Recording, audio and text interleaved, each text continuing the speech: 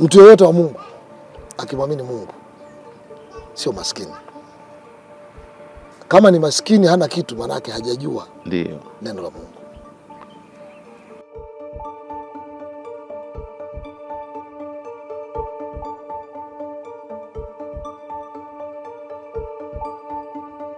Unadhani kwa hisia zako ulikuwa na kazi ile biashara ambayo iko inaelekea vizuri mpaka watu walisema huyu bwana kachanganyikiwa.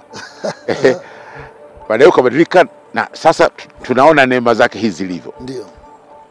Unadhani kama ungebaki kule ungekuwa tajiri kuliko utajiri ule unao sasa? Kwa hisia tu. Sio kwa hisia, ni kama maandiko. Ndio.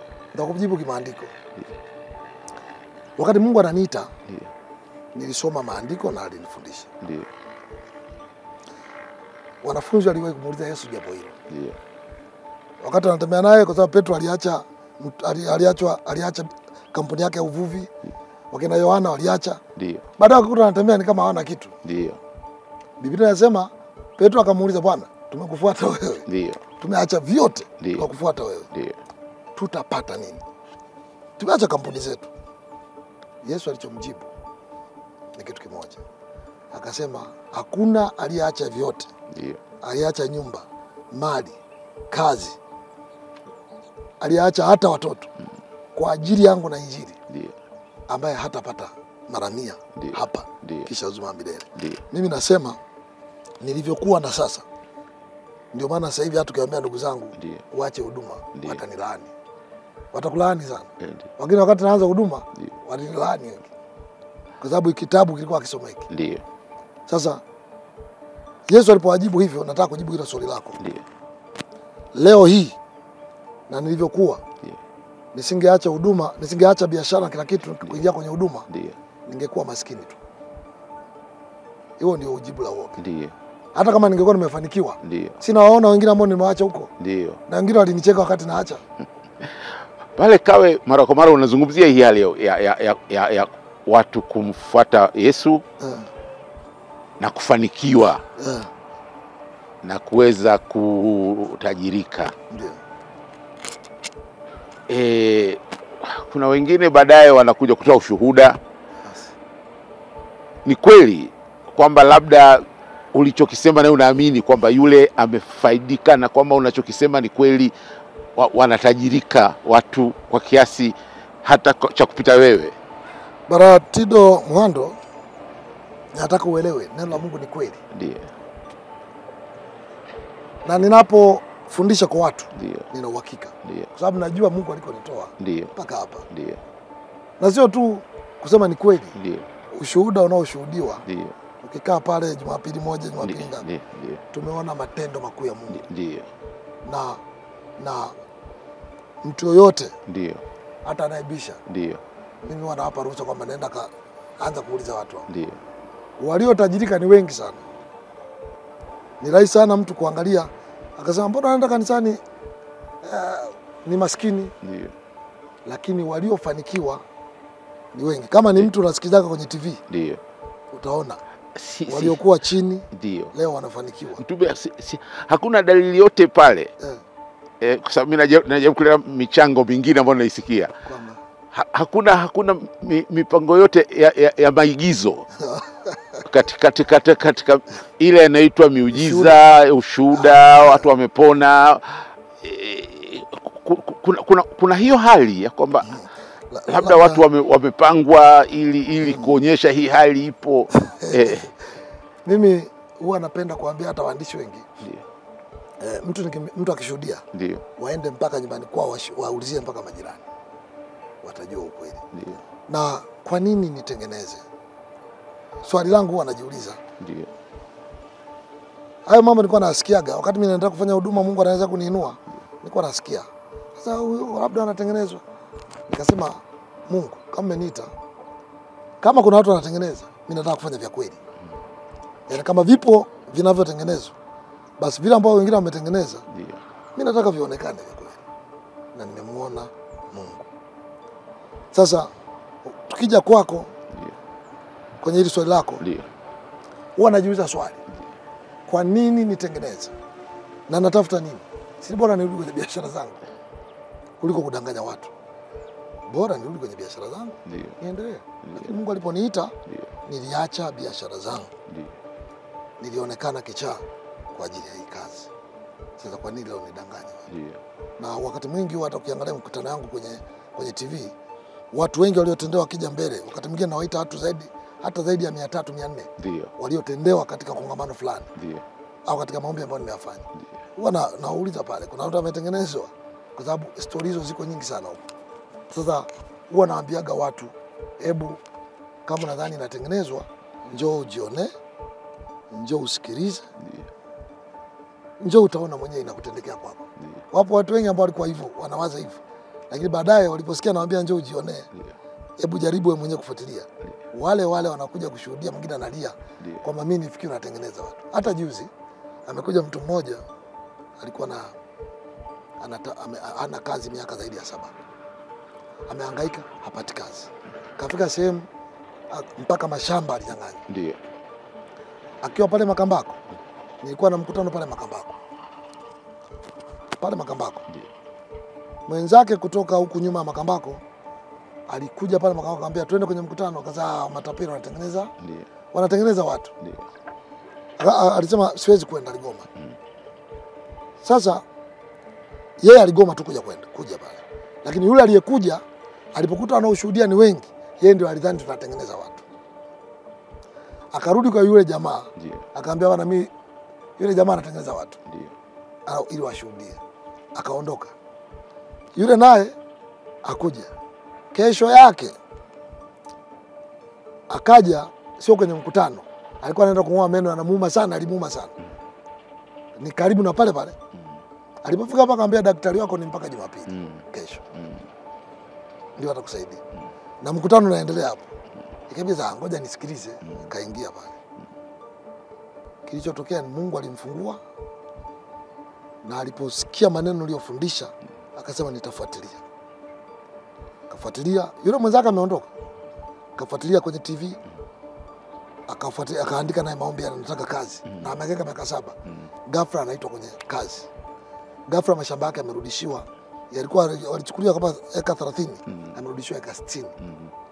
Sasa hivi ninavyozungumza yuko Dar es Salaam.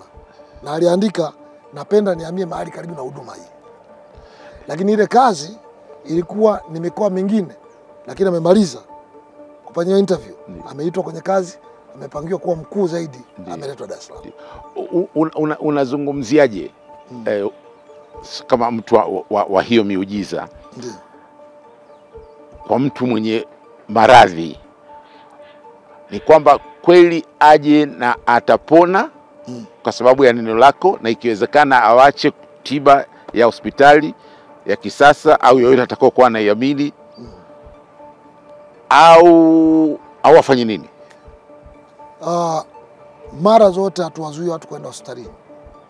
Kwanza lazima ujue uponyaji jambo la kiroho. Na kiroho kina nguvu kuliko mwili. Lakini vile vile kwenye maandiko madaktari wapo. Hata Luka mwanafunzi alikuwa daktari. Na hata Yesu mwenyewe anasema wakati anakana na wenye dhambi, akasema sio wenye afya wanaohitaji matibabu, ni wagonjwa. Tunachowakataza watu, usiende kwa mganga wa kienyeji. Hospitali nenda. Hospitali ni level ya binadamu. Ni level ya kibinadamu ya uwezo aliompa Mungu. Kwenye maombezi ni level ya kiungu. Kwa pale ambapo level ya kibinadamu imeshindwa, level ya Mungu inakuja. Ndio maana wote tunasema madaktari wanatibu, Mungu anaponya. Mtume Mposa, sasa hivi una mvuto mkubwa sana. Pale Kawe katika Jumapili ya kawaida, watu wasipungua labda 50,000 wanakuja kutoka maeneo yote. Ni kwa sababu gani hasa? Unadhani ni kitu gani kinachowafanya, na wanafuata nini zaidi? Neno, kuja kupata hiyo miujiza, au kuja kukuona, au vipi? Ni kitu gani? Na uhakika mwenyewe pia saa nyingine unashangaa. Kuna wakati wanafika kama uliofanya ile ya mwisho wa mwaka. watu karibu 300,000, 400,000 na kitu. Ni kitu gani ambacho unafikiri kinafanya hivi? Ni kwamba watu wanakuamini sana hivyo? Niseme kikubwa sana ni neema ya Mungu. Mungu anapokuamini, anapokupa neema, anakupa kipawa cha kuvuta watu. Yaani maana yake miujiza, mwingine anakuja anafuata miujiza, mwingine neno. Pale kuna watu aina nyingi. Mwingine neno la Mungu, mwingine ni Mungu amtendee miujiza. Na kufuata miujiza sio dhambi. Hata Yesu alimfuata kwa ajili ya miujiza. Yesu alimfuata kwa ajili ya uponyaji. Mwingine uponyaji, mwingine ana shida yake. Kwa hiyo ukisema katika watu 400,000 na kitu, kila mtu ana kitu kilichomfanya afike. Ndio. Na kama kuna kitu kimemfanya afike, fundisho la Mungu litamgusa sawa sana kile kitu kilichomleta. Ndio. Ndio, endelea. Kwa hiyo mimi niseme, huwa watu wakiniuliza, kwa mfano siku moja nilifanya pale Uwanja wa Taifa. Ndio. Watu walikuwa wamejaa mpaka nje. Ndio. Mwandishi mmoja akanifuata na niuliza, ni kama mmewashinda watu wa mpira mwashinda? Nikasema sijakuja kwenye mashindano. Ndio. Hatufanyi kazi kwa mashindano. Ndio. Tunafanya kazi kwa sababu ni wito wa Mungu. Na hatushindani, tunakuja kufanya kazi ya Mungu. Ndio. Kwa sababu watu wakati mwingine wanajaribu kutaka kushindanisha. Ndio. Lakini kazi ya Mungu sio mashindano. Ndio. Kazi ya Mungu ni kipawa. Mtu anapewa kipawa. Ndio. Na kile kipawa kikiwa juu yako. Kwa hiyo kazi yote ni kipawa cha Mungu. Ndio. Na ni neema ya Mungu. Ndio. Biblia inasema hivi. Ndio. Nikiinuliwa mimi juu, ndio, nitawavuta wote kuja kwangu. Ndio. Ni Yesu anasema. Ndio. Maana yake ukimuinua Yesu, ndio, yeye ndiye anayevuta watu. Ndio. Na watu lazima wafike sehemu waamini nguvu za Mungu. Ndio. Kwamba kwa sababu watu wengi sana hasa katika nchi zetu hizi, wakiona watu wengi namna hiyo hasa Freemason. Ndio. Wengi namna hiyo wanafikia hapa uchawi. Ndio. Je, uchawi una nguvu kuliko Mungu? Ndio. Maana yake wanampa shetani utukufu. Lakini uchawi upo. Uchawi upo. Na ndio tunaopigana nao. Ndio. Tunapokuwa watumishi wa Mungu. Unaamini kwamba kuna uchawi? Ninaamini na ninajua. Ndio. Kwamba uchawi ndio, upo. Ndio. Na kitu kikubwa nataka uelewe. Ndio. Sister, uchawi na uganga wa kienyeji ni kitu kimoja. Ndio. Waganga wa kienyeji na wachawi ndio ni kitu kimoja. Ndio. Na kitu kimoja nataka uelewe, wachawi na waganga wote ni viongozi wa kiroho. Ndio. Na watumishi wa Mungu ni viongozi wa kiroho. Utanielewa hapo baadaye. Ndio. Yaani unaposema huyu ni mchawi na huyu ni mganga. Mganga, ndio. Ni kiongozi wa kiroho katika ulimwengu wa giza. Ndio. Tunaposema huyu ni mchungaji, askofu, padri. Ndio. Ni viongozi wa kiroho katika upande wa nuru. Ndio. Kwa sasa uchawi upo. Ndio. Kwa sababu uchawi ni viongozi wa giza wanaofanya kazi na adui shetani. Ndio. Kwa ajili ya kuharibu maisha ya watu. Ndio. Unapokuta watu maisha yao yanaharibiwa, lazima watu waelewe kuna uchawi. Ndio. Na sisi tunapoitwa watumishi wa Mungu, ndio, lazima watu waelewe kuna nuru ya Mungu. Ndio. Ambayo ndio tunayoihubiri sisi. Ndio. Sasa hivi kwa mfano umesha watu wanaamini kwamba unaweza hata kaanza kuponyeka na siju wanaweza kuponywa kwa kukuona tu katika television, na yeye kushiriki katika television. Ndio. Unaamini hivyo kabisa? Iweje sasa miujiza hii inazidi kuvuka zaidi ya pale? Sasa kwanza lazima ujue mlango wako wewe. Ndio. Nyumba yako umeweka milango. Ndio. Kwa nini umeweka milango? Kuna waizi. Ndio. Ambao unaona ataingia. Ndio. Na unafunga milango. Ndio. Lakini wachawi hawaingii. Wanaingia. Wachawi wana milango yao ambayo sio hii ya chuma. Ndio. Sasa hata kwenye mambo ya Mungu ni zaidi. Nguvu ya Mungu unakumbuka kwenye maandiko sio television. Television ni teknolojia ambayo imekuja. Lakini kabla ya television unakumbuka mtu alimfuata Yesu. Akasema, Bwana, nina mtoto wangu. Ndio. Anaumwa nyumbani. Ndio. Na mwingine akasema, Bwana, usije sema neno tu na mtu wangu atapona. Ndio. Akapona.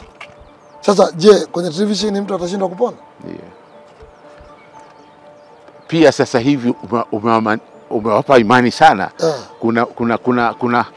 Kuna mafuta ambayo watu sasa wamekuwa imekuwa kama ni kitu ambacho kila mmoja anataka kuwa nacho kwa wale ambao wanaamini. Ni kweli haya mafuta ni mafuta au ni sehemu ya mipango ya biashara ya huduma? Kwanza nitakwambia mafuta ya kwanza kama unavyoona. Ndio. Kwanza ni kibibilia. Ndio. Ni kibibilia. Mafuta ni kibibilia. Kimaandiko mafuta yako sehemu nyingi sana. Kusoma Isaya 10:27 inasema tena itakuwa katika siku hiyo nira yake itaharibiwa na mzigo wako utaharibiwa, utaondolewa shingoni mwako, na nira itaharibiwa kwa sababu ya kutiwa mafuta. Ndio. Inazungumzia mafuta ya upako. Kiingereza inazungumza kabisa anointing oil. Ndio. Sasa usipojua kuitumia, hata Yesu anawatuma wanafunzi katika kitabu cha Marko anasema nendeni kaponyeni watu, fungueni wagonjwa, takaseni wenye ukoma. Lakini akasema mkifika toeni mapepo watu. Alafu walipofika kule wakatoa pepo watu, wakaponya wagonjwa kwa kuwapaka mafuta ya upako. Sasa kwa nini mafuta ya upako yanaitwa mafuta? Yale mafuta yakiwa kawaida ni mafuta tu. Mafuta kawaida kabisa. Lakini yakishaachiliwa upako, mimi naitwa mpako mafuta ya Mungu. Na mwenye niliyepakwa mafuta. Ndio. Nani anayeweka huo upako?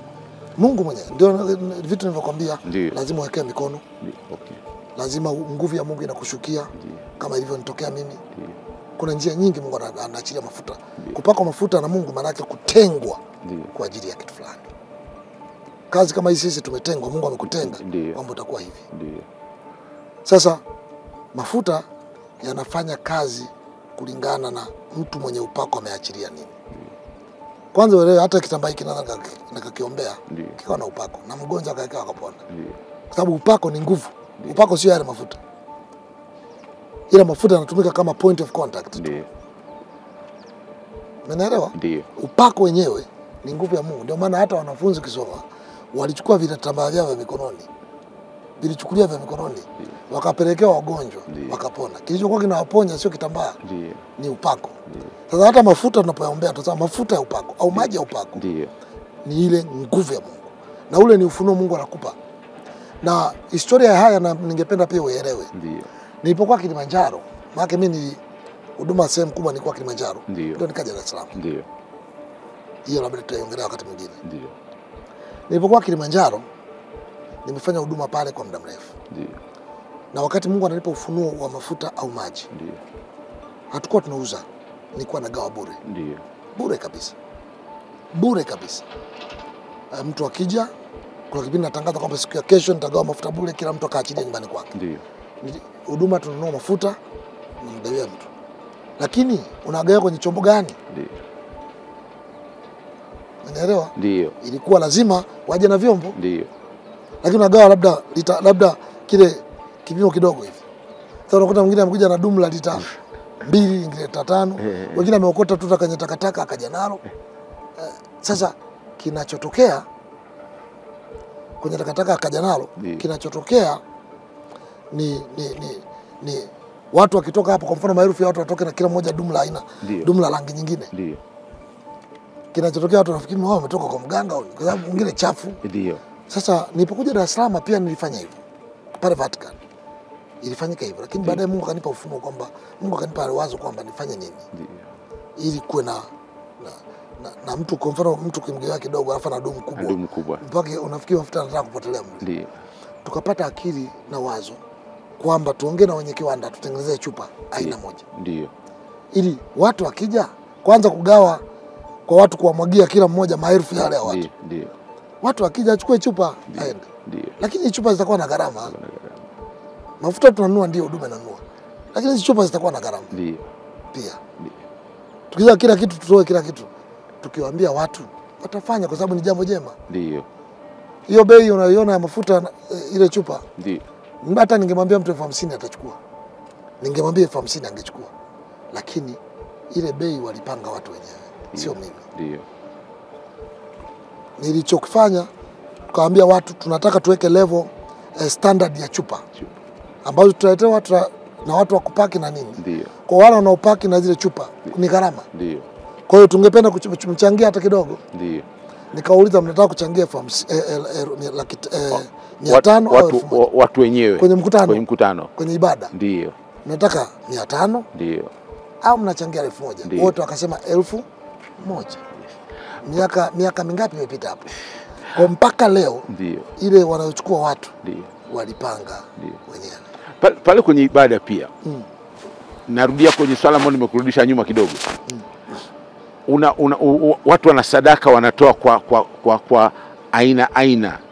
Kuna watu wanaanzia 1500 hivyo. Kwa nini unaona kwamba ni vizuri utaketaka katika hali hiyo? Au kuna mwingine anaweza kusema labda unazungumzia kwa hata huduma unaitoa kwa grade ya tabaka. Hapana, kwanza huwa nawafundisha watu. Uponyaji ni bure kabisa. Yaani ili nikuombee. Ndio. Uhitaji kulipa gharama yote. Ndio. Lakini ukiona yale makundi yale sio sadaka kama sadaka unavyotoa. Sadaka ni mtu anaosikia anatoa. Ndio. Sadaka kuna wakati wa sadaka, kuna wakati wa fungu la 10, kuna wakati wa shukrani. Ndio. Kila mtu anavyosikia na anavyotoa sawa sawa na neno la Mungu. Ndio. Lakini kuna wakati wa kutoa kwa ajili ya injili, kupeleka injili. Okay. Ndio hiyo naizungumza. Ndio. Kwamba kwa sababu hivi vyombo ya injili unajua tuna radio tuna TV. Radio inaendeshwa kwa mamilioni mangapi? Kipindi tu kimoja cha kwenye cha Channel 10. Ndio. Pale Channel 10. Ndio. Pale Channel 10 na vipindi viwili. Ndio. Na vyote kila mwezi tunalipa zaidi ya milioni karibu 18 hivi. Kila mwezi. Ukija TVE kila mwezi. Ukija ITV kila mwezi. Ukija kuendesha TV yetu ya Raja ni China ni mamilioni ya pesa. Wewe unaelewa gharama za TV. Sasa tunapokuwa tunafanya vile tunataka watu wenye mapenzi na neno. Anasikia katika makundi matano. Kwa sababu neno linaitwa upanga. Na upanga unashikwa. Ndio ufunuo tulionao. Unashikwa na kiganja chenye vidole vitano. Ndio maana kuna watu wanaotoa mbegu ya 50,000, 30,000, 20,000, 10,000 mpaka 5,000. Ni watu wanaosikia kutoa, sio lazima. Unasikia kubarikiwa kupeleka injili mikoani, nchi yoyote, toa. Kwa ndio wale wanaoitwa kwa ajili ya kutoa hiyo mbegu unayosema. Lakini sadaka hakuna mtu atakupangia unatoa shilingi ngapi. Nje ya Tanzania sehemu gani ambako nako umepata mafanikio makubwa na una mvuto ambao mwenyewe ukifika kule unafurahi?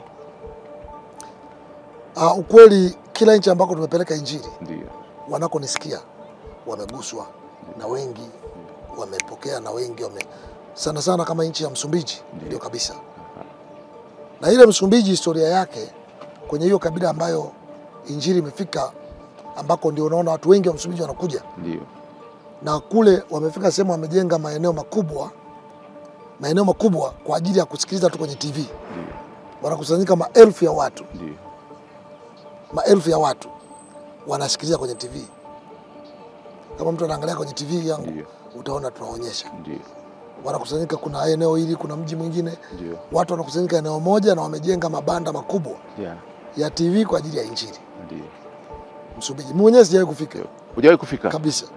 Mwaka huu ndio naenda kufanya mkutano. Utakwenda huko. Lakini wanakuja hata kwenye mkesha walikuwa wengi sana.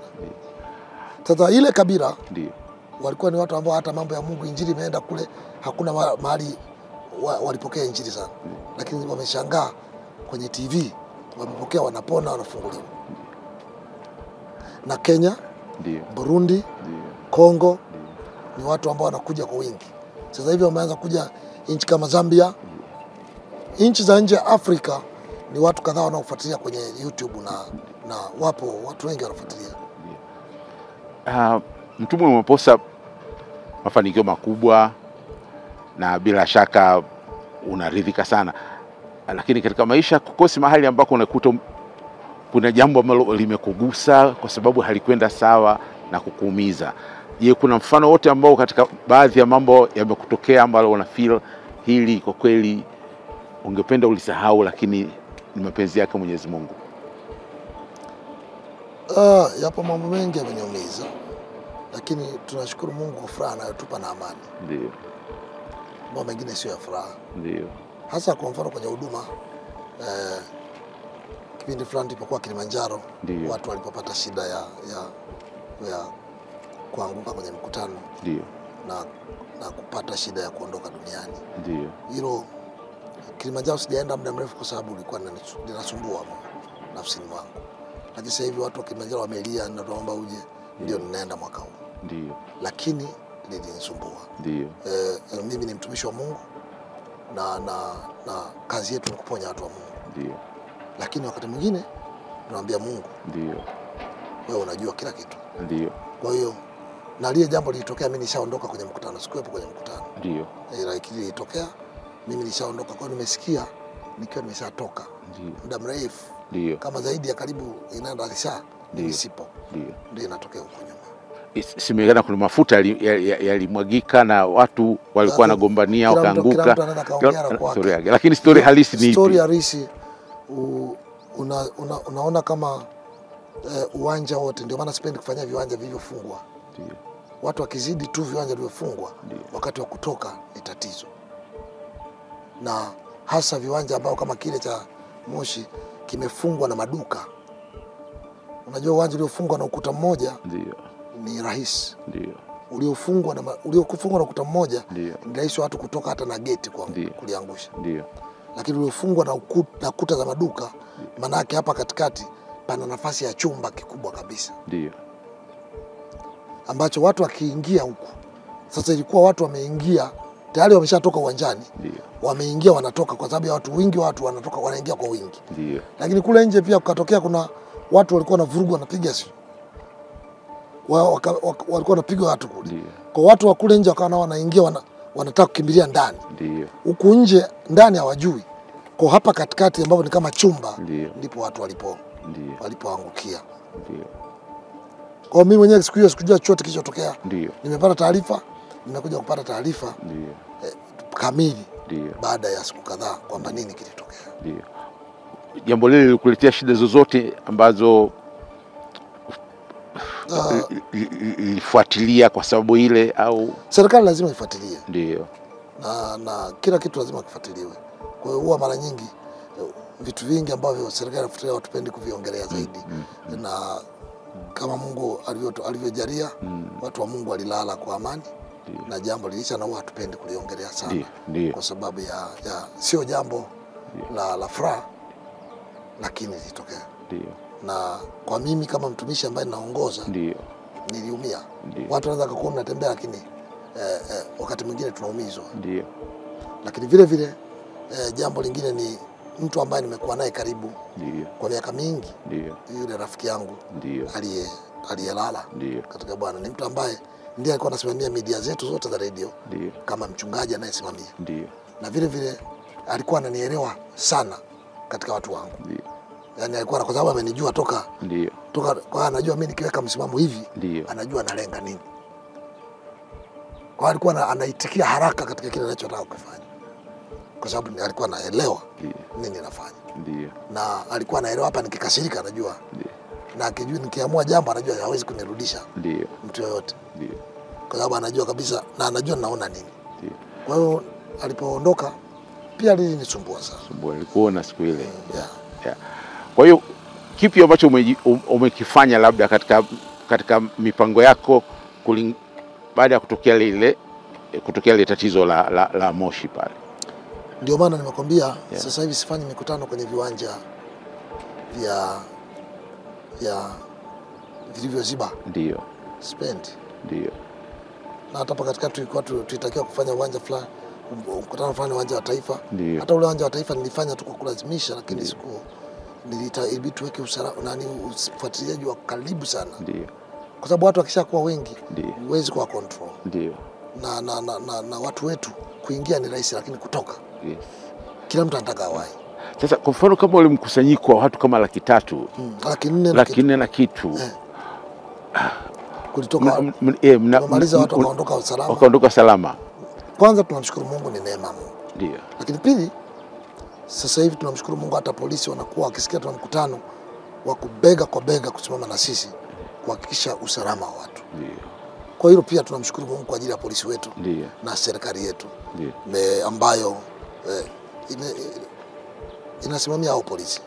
Kwa hiyo kama ule mkutano kulikuwa na sisi wenyewe pia tuna askari ambao tumatrain wengi sasa hivi zaidi ya 100 ngapi, ambao kwa ajili ya mikutano mikubwa lazima wawepo. JKT wanakuwepo, polisi wetu wa Tanzania wanakuwepo, na wakati mwingi unakuta hata kama leo mkesha unakuta RPC anafika kabla ya mkesha ili waje kuangalia nini kinatakiwa kufanyika.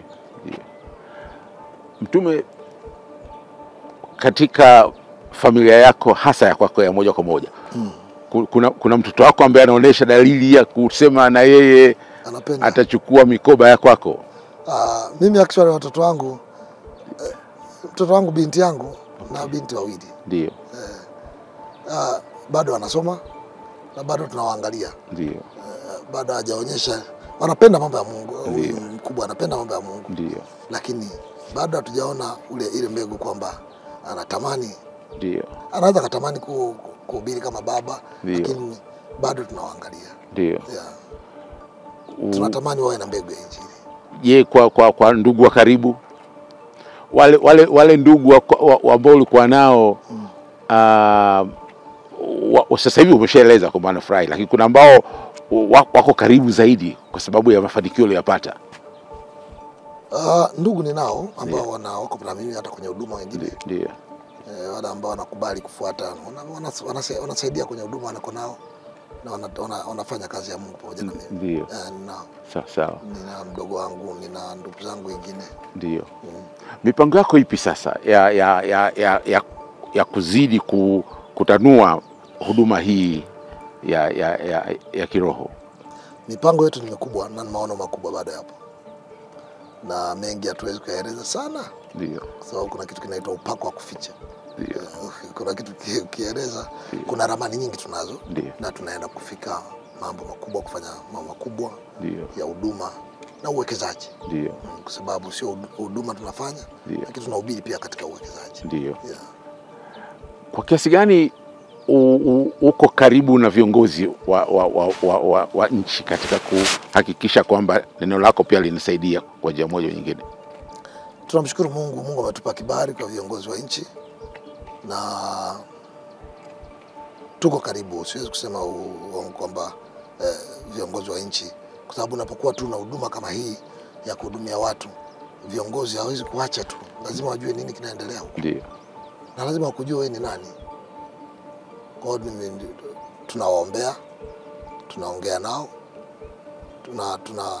pale ambapo Mungu anatupa nafasi tunapata muda wa kuongea na viongozi wetu. Ndio. Pale tunapokuwa na neno la kushauri, ndio tunaweza tukawashauri. Ndio. Wale ambao wanataka kushauriwa, ndio, wao wabunge, wao viongozi, wale ambao wako tayari. Mungu mwenyewe anatafuta mtu aliye tayari. Ndio.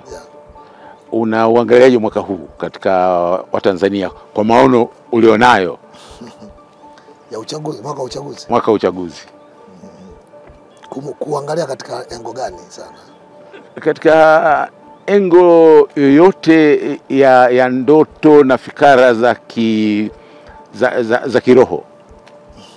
Sisi kikubwa tunachokifanya ni kuombea. Tunaamini wapo watu wengi wamejiandaa kugombea, na tunachokifanya kikubwa zaidi ni kuliombea taifa, na tunaamini taifa letu litakuwa na amani, na tunaamini taifa litaendelea. Lakini lazima tujue watu wote kwamba tunalihitaji taifa hili liendelee kuwa na amani. Na kila mtu awe mgombea, mpiga kula, cha kwanza tu anatakiwa kuishikilia isiponyoke ni amani. Kwa anapoenda ameificha amani, ameiweka amani ndio isiguswe, na aende kupiga kula au anayegombea, cha kwanza hata kama kuna jambo gani, cha kwanza tuiangalie amani ya nchi. Na neema ya Mungu itatawala. Tunaamini viongozi wetu wamekuwa wakitaka maombi, ombeeni nchi yetu, tutaiombea. Kama viongozi wanataka maombi, kwa nini tuache kuiombea nchi? Kila mahali kupita viongozi wa nchi, tunahitaji maombi ya nchi, tunahitaji maombi ya kuliombea taifa. Viongozi wa dini tuombeeni. Ukiona viongozi wanakiri hivyo, basi wanahitaji amani. Ni Mungu tu anaweza kuleta amani.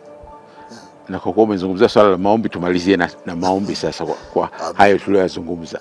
Wakati nakushukuru kwa kubali kuzungumza na mimi kwa muda wote huu. Tumalize kwa maombi. Tunashukuru sana. Yeah. Basi Baba, tunakushukuru kwa ajili ya neema yako. Asante kwa ajili ya nchi yetu kwanza. Tunakushukuru kwa ajili ya rais wetu mpendwa Mheshimiwa Dr. Samia Suluhu Hassan. Nakushukuru Mungu kwa ajili ya makamu wake, waziri mkuu, naibu waziri mkuu na viongozi wote. Nakushukuru kwa ajili ya taifa hili lote na wananchi. Baba, nakushukuru kwa ajili ya wakati huu ambao tumemaliza mazungumzo haya. Naomba baraka zako juu ya mwanao huyu na juu ya kazi yake anayoifanya. Tunaachilia baraka na kibali na kuunganishwa na watu sahihi. In Jesus name. Amen. Amen.